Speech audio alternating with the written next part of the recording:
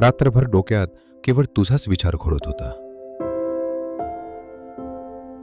तुझ्या भेटीसाठी मन आसुसलेलं होतं.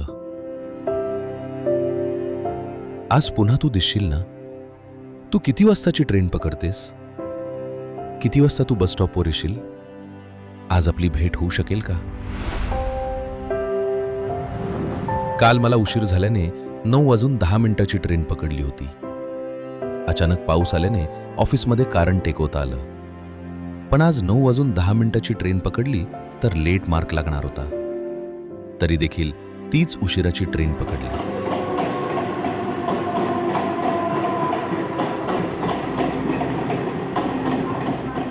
अख्ख्या प्रवासात मनात धडधड सुरू होती. तू असशील ना तिथे? दिसशील का? तुझ्याशी बोलायचा प्रयत्न करायचा का? मनात प्रश्नांचं चक्र आणि धाकधूक. शेवटी चर्चगेट स्टेशन आलं. रोजच्यापेक्षा दुप्पट वेगाने माझे पाय त्या बसस्टॉपच्या दिशेने धावू लागले. पायाबरोबर धडधडही वाढत होती. बसस्टॉपवर पोचलो, पण तू दिसली नाहीस. मी रांगेत येऊन उभा राहिलो. बस आली, पण मी त्यात चढलो नाही. दुसरी बस आली. धाकधूक वाढत होती. उशीर झालाच आहे. तेव्हा अजून थोडा वेळ वाट पाहूयात असं ठरवलं. 5-6 बस गेल्यानंतर घड्याळाकडे पाहिलं. आता खूप उशीर झाला होता. ऑफिसमधून फोन येण्यास सुरुवात झाली होती. आता येणाऱ्या बसमध्ये चढायचं असं नक्की ठरवलं होतं. बस आली. मी बसमध्ये चढणार. तेवढ्यात लगबगीने तू धावत येताना दिसलीस. मी भांबावलो. क्षणभर थांबलो. रांगेतील मागचे लोक पुढे जाऊ लागले होते. तूही तोवर आली होतीस. तू चढल्यानंतरच मी बसमध्ये प्रवेश केला.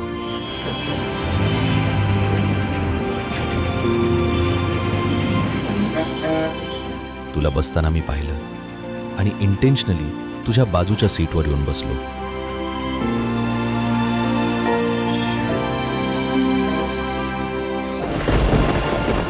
मरीन ड्राईव्हला बस येईपर्यंत पावसाची रिपरिप सुरू झाली होती. तू काच बंद करण्याचा प्रयत्न केलास.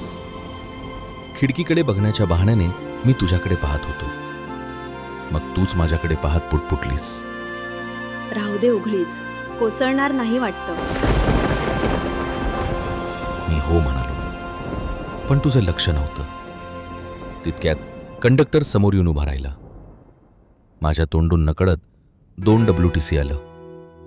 WTC ऐकून तिची नजर माझ्याकडे वळली. मी लगेच सुधारणा केली. सॉरी, 2 नाही, 1.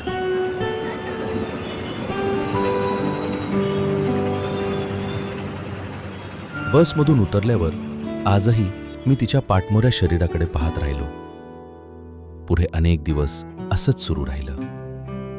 पाऊसही बरेच दिवस दडी मारून बसलेला आणि अचानक एका रविवारी रौद्र रूप धारण करून आला. त्याच क्षणी ठरवलं की आज बँड स्टँडला जाऊन मनसोक्त भिजायचं. लिंक रोड ते बँड स्टँड हे अंतर 5 मिनिटात गाठलं. यंदा पावसाने माझ्यावर आनंदाचा वर्षाव करायचं ठरवलंच होतं जणू. मी ज्या ठिकाणी बाईक लावली तिथेच तू उभी होतीस. तुझ्याकडे नजर जाताच मी अवाक झालो. क्षणभर तुझ्याकडे पाहत राहिलो. तो दिवस वेगळाच होता. आपली नजर भेट झाली.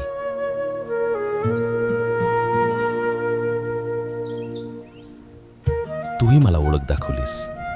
तू WTC ला कामाला आहेस बरोबर? तू विचारलंस. मी हो म्हणालो.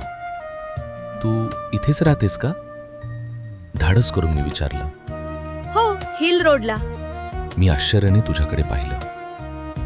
तुझ्या नजरेत प्रश्नार्थकता होती. मी लिंक रोडला राहतो गेल्या 8 वर्षापासून. तू कधीपासून इथे राहतेस? लहानपणापासून. कसं विचित्र शहर आहे ना हे. इतक्या जवळ राहतो आपण, पण गेली 8 वर्ष एकमेकांना कधी पाहिलं देखील नाही. Yes, that's true. मी जरा सावधपणेच विचारलं. कॉफी घेऊयात का? नक्कीच, पण मनसोक्त भिजल्यावर. असं म्हणत दोन्ही हात लांब करत तू दीर्घ श्वास घेतलास. तुला कसं सांगणार होतो की आज कधी नव्हे इतका मी चुंब भिजलेलो आहे, शरीराने, मनाने, कणाकणाने.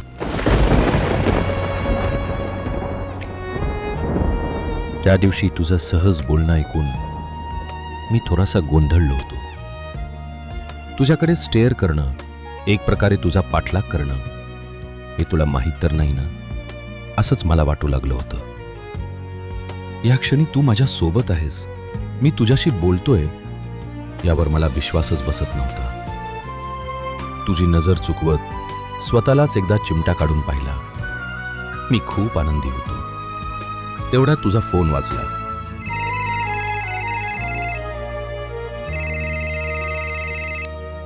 Hey, hi. I'm at bandstand. Where are you? Let's catch up.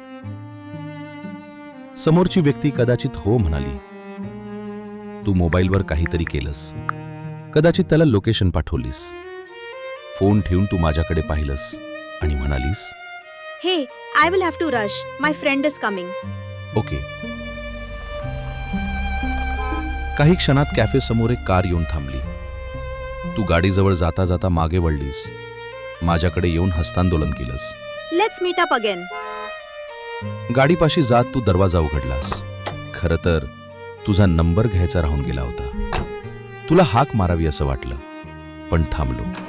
त्यानंतर तू कारमध्ये त्याच्या शेजारच्या सीटवर बसेपर्यंत मी तुला पाहत होतो. तुमची कार पुढे गेल्यावर डोक्यात विचारांचं चक्र सुरू झालं.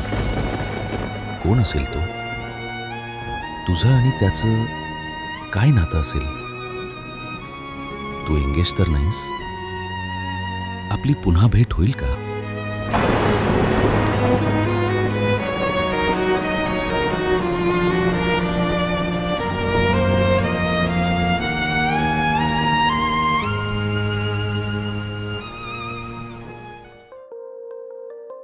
कथेचा पुढचा ट्विस्ट जाणून घ्यायचा असेल तर आणि वगैरे वगैरे सबस्क्राईब करा आणि बेल आयकॉन ऑन करा.